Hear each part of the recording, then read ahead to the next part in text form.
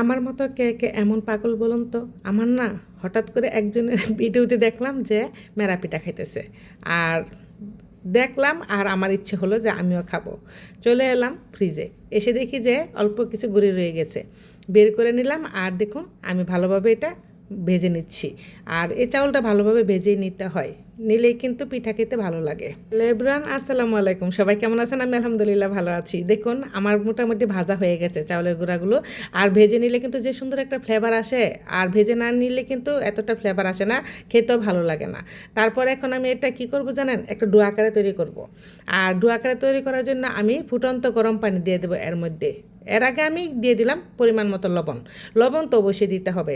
আর তারপর আমি অল্প অল্প করে এর মধ্যে গরম পানি দিয়ে দিচ্ছি, দেখুন।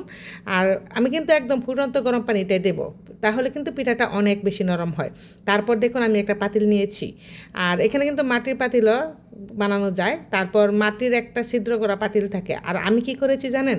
আপনাদের ভাইয়াকে দিয়ে এটা আমি দোকান থেকে এইভাবে ছিদ্র করে নিয়ে আসছি এই পাতিলটা, কারণ আমার মনে হয়েছিল যে ছোট্ট একটা পাতিল যদি নিয়ে নেই, যখন খুশি তখন আমি বানাতে পারবো, খেতে পারবো।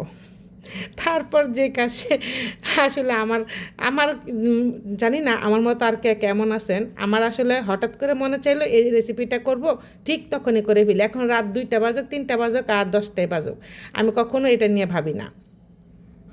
আমার মাথায় শুধু একটাই কাজ করে, আমার এখন মনে চাইছে এটা আমি করব, আমার যদি আমার সাধ্যের মধ্যে থাকে।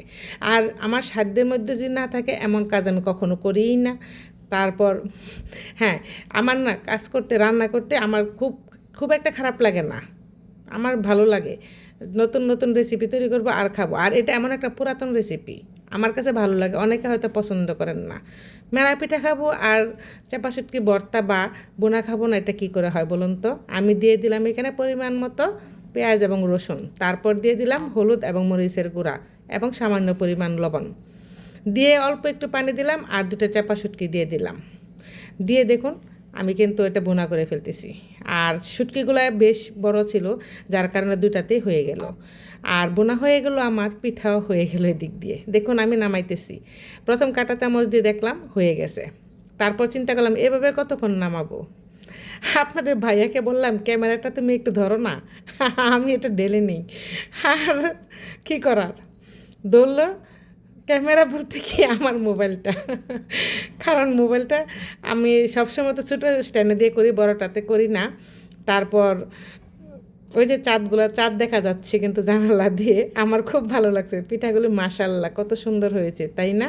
আমার কাছে কিন্তু খুব ভালো লাগছিল, দেখতে যেমন লোভনীয় হয়েছিল, খেতেও অনেক ভালো লাগছিল। আমার ছেলে খাইতেছে। ওই দিন রাতে শুধু আমরা 3জনে শুধু পিঠাই খেয়েছি। আর কেমন লাগলো আপনাদের কাছে? যদি ভালো লেগে থাকে লাইক কমেন্ট শেয়ার করে আমার পাশে থাকবেন। আল্লাহ হাফেজ, টাটা।